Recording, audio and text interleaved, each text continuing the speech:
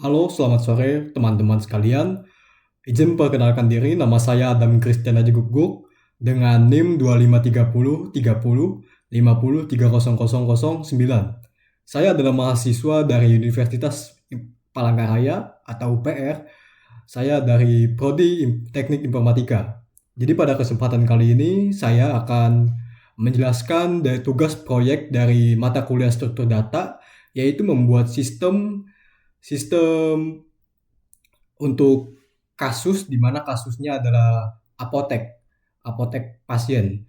Jadi pada apotek ini diminta untuk bisa melakukan pendaftaran pasien, kemudian bisa dilayani, dan pada saat sudah dilayani, data tersebut akan pindah ke riwayat. Nah, pada program ini, data itu bergulir ke satu tujuan, tidak kemana-mana. Nah, jadi pada kesempatan kali ini, saya membuat program ini sesuai apa yang diminta, yaitu menggunakan bahasa pemrograman C++, dan saya di sini juga menggunakan dua aplikasi, yaitu yang pertama adalah VS Code dan yang kedua adalah MinGW. Mengapa keduanya digunakan? Jadi akan saya jelaskan. Untuk penggunaan dari VS Code berfungsi sebagai editor, editor kode atau editor program. Jadi pada aplikasi atau software VS Code ini kita bisa menjalankan program, bisa mengedit program, menulis program, bahkan memperbaiki program atau memperbaiki kode agar bisa dijalankan. Dan kenapa pakai menggunakan MinGW? Jadi MinGW ini berguna sebagai compiler dari C++ supaya bisa digunakan atau bisa dibaca oleh komputer. Mengapa? Karena C++ ini bahasanya itu masih belum bisa dipahami oleh komputer. Jadi di sini kita menggunakan compiler, yaitu compiler MinGW. Jadi bagaimana cara kerja dari VS Code dan MinGW itu bisa saling bekerja sama dalam mengeksekusi kode supaya menjadi program pada bahasa pemrograman C++. Jadi pertama-tama VS Code kita akan menulis program dulu pada VS Code.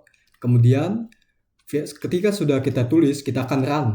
Pada proses running ini, VS Code akan memanggil MinGW.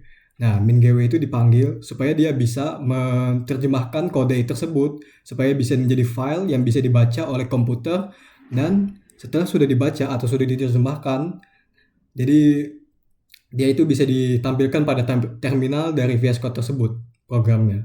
Nah, jadi tugasnya MinGW itu seperti seorang penerjemah. Ketika kita tidak mengetahui bahasa tersebut, MinGW lah yang akan menerjemahkannya kepada kita. Jadi kita lanjut ke pemrogramannya.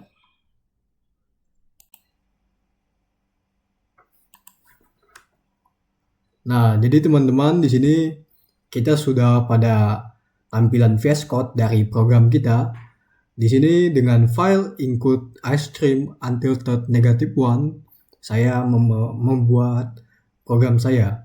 Di sini pada awal pembuatan kode program C++, kita itu dibutuhkan include.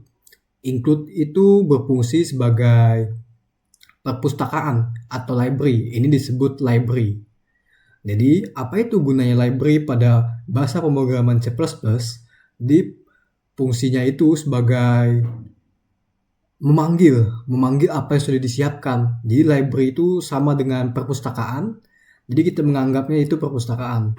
Ibarat ya teman-teman, di dunia nyata kita sudah mengambil sesuatu yang sudah disiapkan. Misalnya kita sedang ingin membuat sesuatu, kita pasti sudah menyiapkan palu atau bahan-bahan yang alat-alat yang ingin kita buat agar programan kita itu bisa lancar. Jadi library itu mengambil apa yang sudah disediakan oleh C++-nya sendiri. Jadi di sini ada using namespace std, fungsinya itu untuk mengambil apa yang sudah disediakan oleh dari C++. Jika include itu mengambil sesuatu, using namespace ini kayak mengambil aturan dari penulisan pemrograman kita. Jadi di sini kita tidak usah lagi untuk capek-capek menuliskan std atau standar. std itu standar agar kode kita bisa. Jadi itu jadi otomatis sudah ada karena kita sudah using namespace std. Tandanya adalah yang merah-merah ini teman-teman. Seharusnya dituliskan std masing-masing seperti contoh pada gambar sebelah ini. Karena kita sudah menggunakan using namespace std, jadi tidak usah. Nah, teman-teman, di sini juga kita menggunakan, di sini adalah struktur data dari pemrograman ini, yaitu dari baris yang ke-11 sampai baris yang ke-31. Di sini ada tipe data, ada struktur data yaitu struct data pasien. Di sini struct pasien, integer ID, string nama, integer usia. Nah, di sini teman-teman saya akan menjelaskan apa itu struct. Struct itu berfungsi untuk kita menyimpan data yang tidak ada batasnya. Jadi kita bisa menyimpan data sebanyak mungkin tanpa ada batasan. Nah, pada dalam struct ini itu ada deklarasi dari data. Data kita itu memiliki deklarasi, tipenya bagaimana, bentuknya seperti apa, itu. Jadi sini kita memiliki 3 data, yaitu ID, nama, usia dari pasien. Di sini ID-nya itu kita deklarasikan dalam bentuk tipe data integer. Apa itu integer? Integer itu tipe data dalam bentuk angka seperti 1, 2, 3, 4, 5, 6, 7, 8 angka. Nah, untuk string itu tidak angka, dia itu huruf. Jadi misalnya namanya Adam, A, D, A, M, seperti itu.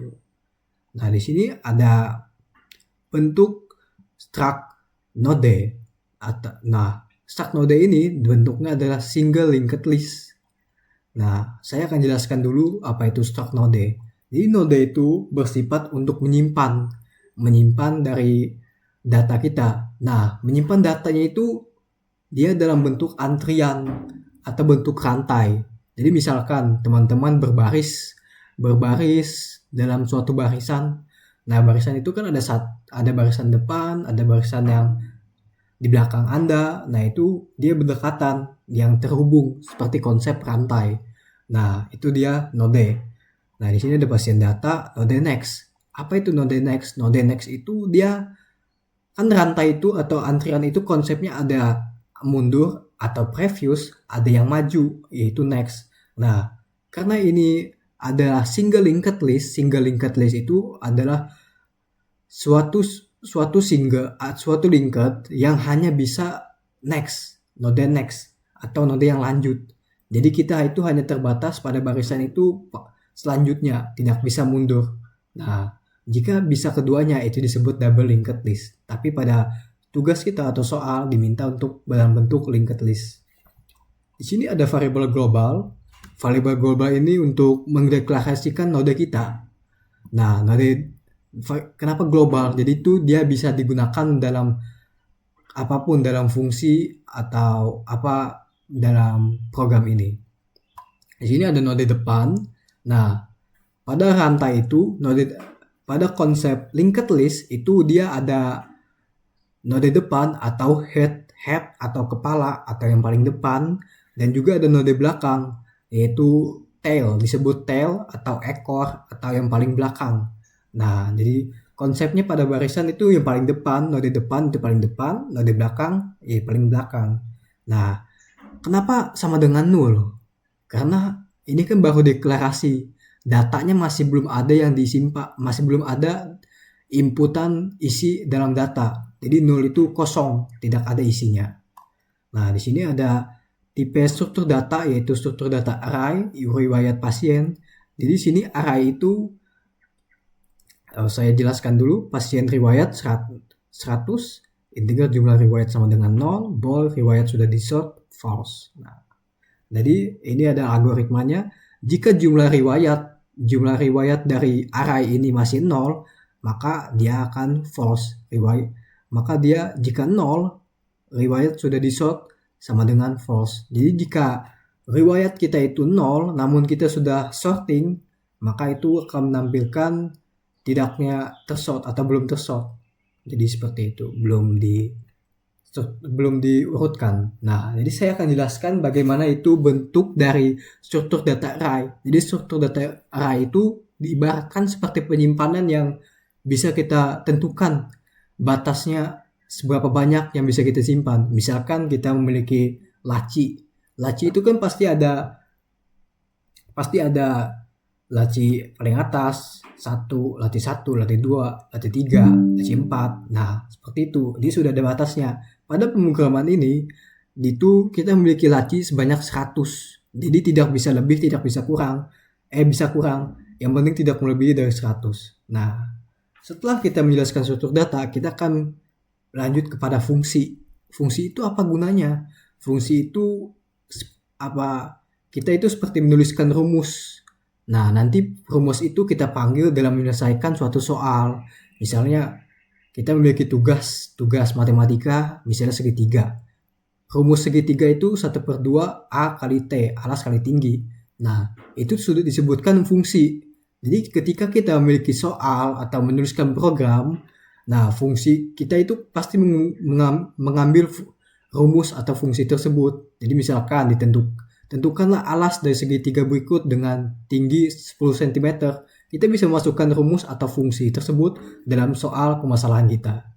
Nah, di sini untuk fungsi yang pertama ada fungsi validasi input angka tidak huruf, yaitu agar pemrograman kita tahu untuk memvalidasi apa yang diminta, apa yang saat pemrograman kita butuhkan angka namun kita masukkan huruf, maka dia akan menolak atau input tidak valid masukkan angka. Nah, jadi itu gunanya.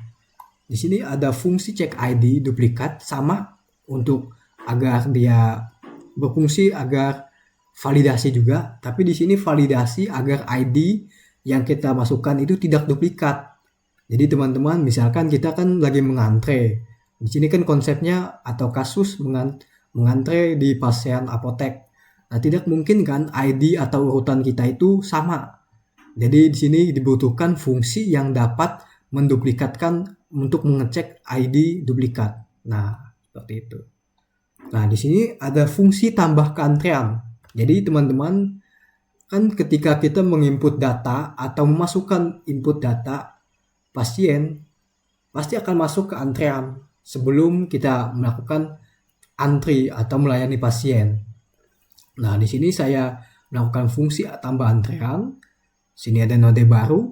Nah, jadi node baru data, baru next, null. Nah, jadi konsepnya itu seperti ini teman-teman. Data yang sudah kita input akan menjadi node baru, akan ditambahkan di node yang setelah null. Nah, seperti itu teman-teman. Nah, di sini kita menggunakan konsep antrean FIFO. Apa itu FIFO? FIFO itu adalah singkatan dari first in, first out.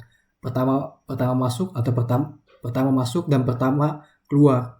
Jadi konsepnya itu seperti antrean. Misalkan kita antrean di apotek atau ketika kita membeli sate atau membeli makanan, pasti jika kita duluan yang memesan atau kita duluan yang membayar, pasti kita duluan yang dipanggil atau kita duluan yang dilayani, seperti konsep FIFO. Jadi misalkan saya adalah pasien yang pertama, kemudian datang pasien kedua, kan tidak mungkin untuk melayani pasien kedua duluan, jadi kita akan melayani pasien yang pertama, seperti itu. Kemudian di sini ada menu registrasi pasien, bentuknya juga fungsi karena void itu menandakan fungsi teman-teman. Nah, di sini ada registrasi pasien. Registrasi pasien kita dimintakan untuk memasukkan ID dalam bentuk 4 digit Angka 1, 2, 3, 4 atau 1000 dengan batas 1000 sampai 9999. Jika kurang dari 1000 maka akan memiliki 3 digit karena ratusan. Jika dia lebih dari 4 digit maka itu adalah puluhan ribu. Jadi di sini 10.000 adalah bentuk dari puluhan ribu. Nah, di sini ada algoritmanya. Jika lebih atau kurang maka ID harus 4 digit. Nah, ini ada mengambil. Nah, ini adalah contoh dari fungsi yang diambil. Nah, ini fungsi valid ID tadi dipanggil untuk ID kita agar bisa untuk memvalidasi. Sini ada juga input angka valid dipanggil.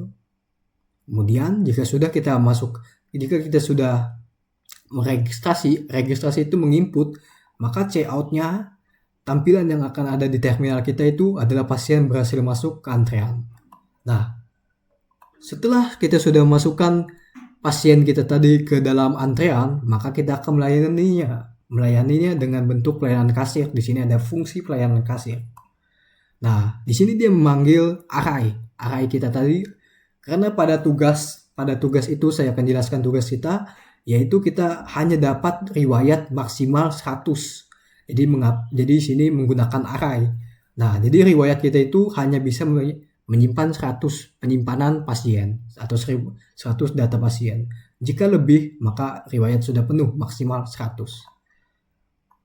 Di sini ada untuk agar rapi, tampilan dari antrean kita itu rapi. Nah, teman-teman, juga pada konsep tugas kita itu ada untuk setelah kita dari antrean masuk ke riwayat. Nah, pasti data yang di pasien di antrean itu kan tidak mungkin tetap ada. Nah, itu harus dihapus dan masuk ke dalam riwayat. Atau data yang sudah masuk ke riwayat akan otomatis dihapus dari antrean.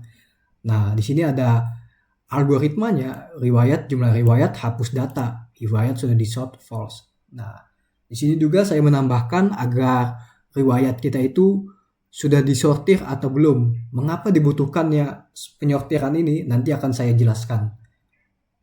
Di sini ada fungsi untuk menampilkan antrean. Ini adalah fungsi untuk menampilkan antrean kita di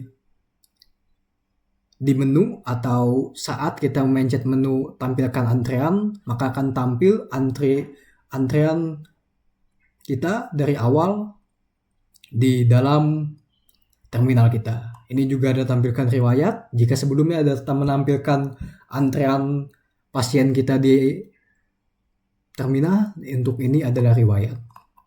Nah, di sini yang ada 2 algoritma penting, yaitu algoritma sorting bubble sort dan juga searching untuk binary search. Nah, pertama-tama kita akan jelaskan menu sorting bubble sort. Di sini ada sorting itu adalah kita mengurutkan pasien kita. Nah, pada melakukan sorting ini, sorting hanya dilakukan pada riwayat. Mengapa? Ada alasannya, yaitu pada masalah searching. Tapi saya akan jelaskan dulu bubble sort. Nah, untuk sorting itu dia ada banyak tipenya, guys. Ada sortingnya yang langsung membagi data dan ada selection sort. Nah, di sini kita menggunakan bubble sort. Mengapa bubble sort? Bubble sort itu adalah cara kita mensorting atau cara sorting data yang paling simpel, teman-teman. Dia itu mensorting data, cara kerjanya itu dia mensortir data dari yang paling dekat. Jadi misalkan saya memiliki data 1 dan data 2. Nah, dia akan membandingkan data yang pertama itu dengan data yang kedua dulu. Tidak bisa untuk satu data yang pertama ketiga, data yang keempat, tidak bisa. Dia bergantian. Seperti itu. Kemudian di sini ada menu searching, binary search. Jadi, mengapa dibutuhkan sortir? Apakah tidak bisa untuk mencari ID pada riwayat itu langsung saja tanpa harus sorting? Kan tinggal memasukkan ID. Nah, di sini jadi searching binary search itu dia membutuhkan tahapan sortir terlebih dahulu untuk memudahkan prosesnya. Jadi binary search itu dia cara kerjanya itu kita kan sortir data dulu. Setelah data disorting, maka kita melakukan proses di mana data kita itu akan dibagi untuk mencari data tengah. Jadi data itu kita tambahkan semua, kemudian kita bagi dengan jumlah data, kemudian kita dapat data tengah. Nah, seperti itu. Jadi di sini ada algoritmanya. Jika algoritma dari bubble sort itu seperti ini. Jadi misalkan kita sudah mendapatkan data tengah itu misalkan data tengahnya 10 dan yang kita minta itu 3. Nah, jika data yang kita minta itu 3 itu kan lebih kecil, maka otomatis data tengah itu dia akan mencari data yang ke kiri, sebelah kiri, karena kiri itu yang lebih kecil. Jika data yang kita cari lebih besar, misalkan 11, 15 kan itu lebih besar dari 10, maka dia otomatis ke kanan. Jika data yang kita cari itu 10 pas dengan nilai dengan dari data tengah, maka dia otomatis ditemukan. Jika tidak, maka cout data tidak ditemukan. Kemudian di sini ada menu rekursif total usia. Nah, di sini pada ketentuan soal kita diminta untuk dapat mentotalkan usia di antrean, tidak di riwayat, hanya terbatas pada antrean. Nah, kemudian data yang total itu dibutuhkan pada rata-rata. Mengapa kita harus membutuhkan total? Karena pada rumus rata-rata sendiri yaitu total dibagi dengan jumlah data. Di sini ada menu rekursif. Rekursif itu apa? Rekursif itu suatu fungsi yang memanggil dirinya sendiri. Jadi ibarat pada matematika itu ada eksponensial. Saya 5 eksponensial. Itu kan 5 kali 4 kali 3 kali 2 kali 1. Dia memanggil. Jadi pada konsep rekursif total usia ini, jika kita bandingkan dengan antrean, jadi misalkan ada antrean yang pertama. Antrean pertama ditanya, usianya berapa? Nah, itu kan dia akan bertanya lagi ke sebelahnya, ke pasien kedua, usiamu berapa? Sampai selanjutnya, sampai ke 0, sampai ke node tail atau node akhir. Seperti itu. Jika sudah, baru dibagi 2. Nah, ini ada menu tambahan atau yang saya akan jelaskan secara singkat. Ini berfungsi agar kita dapat menginput data dari file. Nah, file itu dari file txt atau file Word. Nah, misalkan kita sudah ada data pasien nih dari kemarin atau di pembukuan kita. Misalkan ID-nya sekian, kita sudah siapkan. Jadi kita tinggal memasukkan, tidak perlu input secara manual. Jadi ini adalah fungsi yang mengambil data dari file dan kemudian kita masukkan pada registrasi pasien. Di sini juga diminta untuk status data pasien. Nah, kita sampai pada menu atau fungsi dari menu. Nah, di sini fungsi dari menu itu adalah tampilan dari menu awal di terminal kita. Jadi konsepnya itu seperti ini algoritmanya, guys.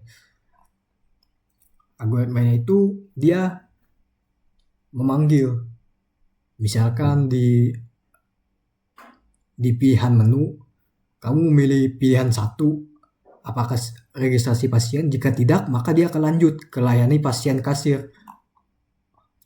Jika pelayanan kasir, jika tidak layanan kasir, ini ada tampilan di ininya, ini adalah algoritmanya, maafkan saya. Nah, jika pelayanan kasir tidak diambil, maka dia akan lanjut ke tampilan antrean. Jika tidak, tampil riwayat. Jika tidak, sorting riwayat. Jika tidak, cari pasien. Jika tidak, rata-rata usia. Jika tidak, load dari file. Jika tidak, checkout atau program selesai dengan masukkan input 0. Nah, seperti itu. Nah, di sini ada break.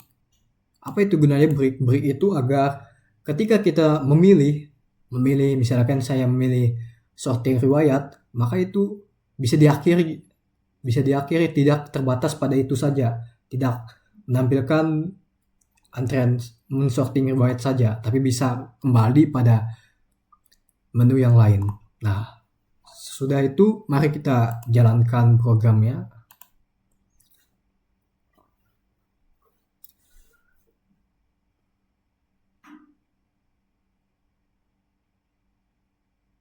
Nah, kita masuk pada tampilan. Di sini saya sambil saya berikan contoh dari apa yang sudah saya katakan. Di sini ada fungsi validasi input angka tidak huruf dan fungsi cek ID duplikat.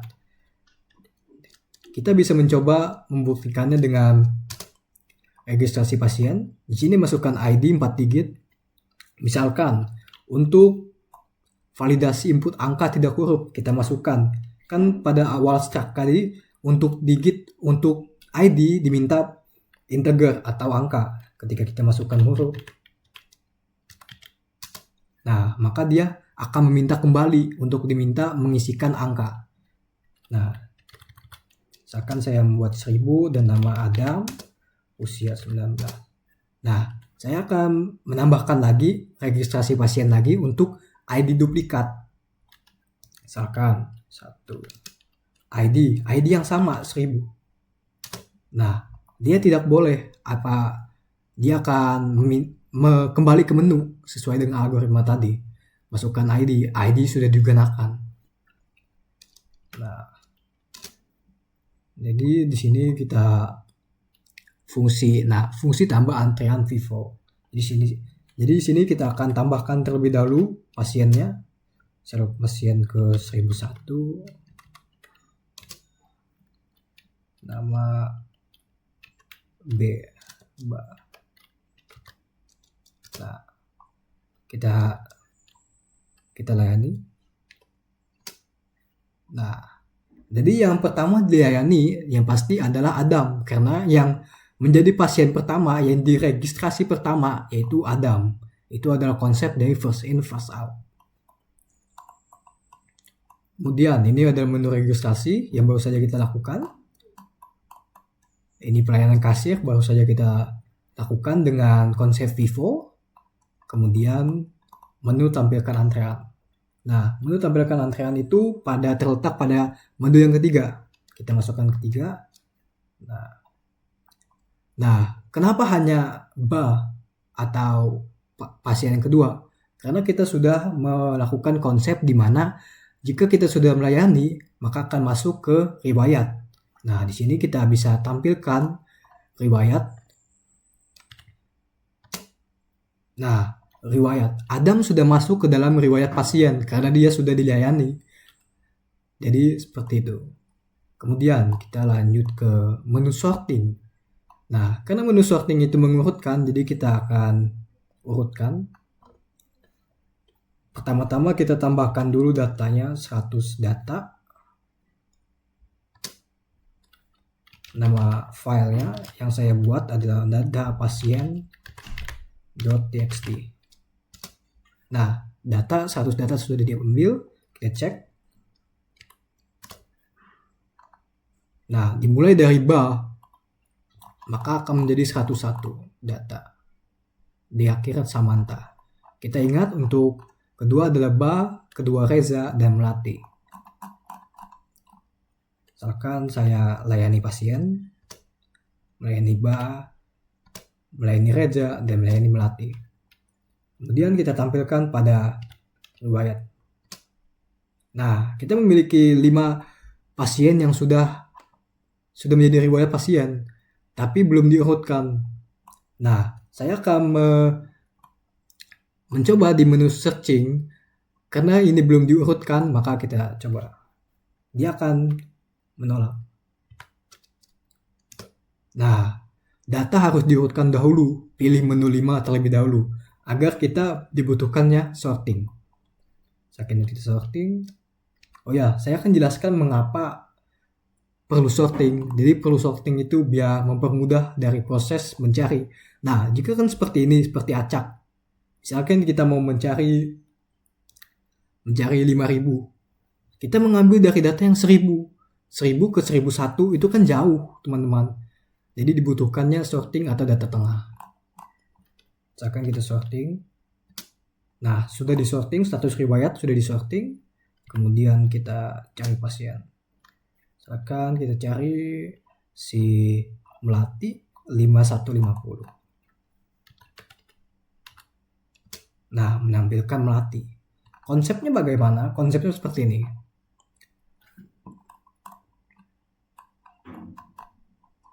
Tampilkan dulu.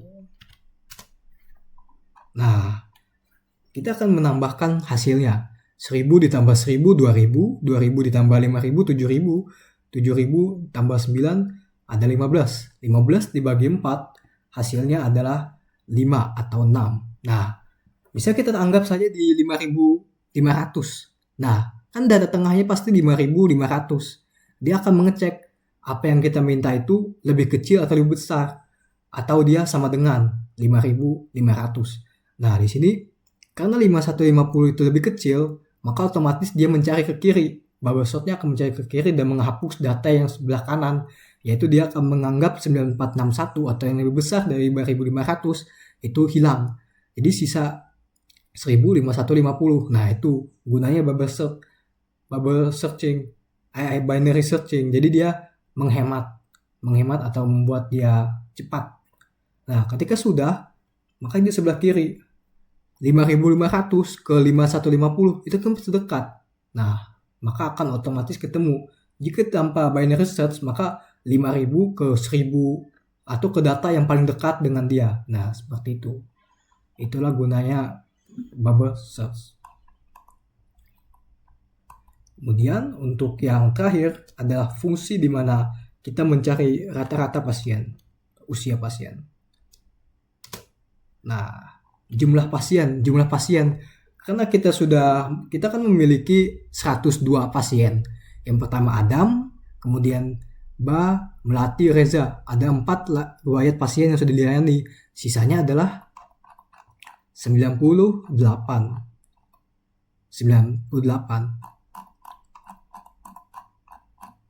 Misalkan saya tampilkan antrian.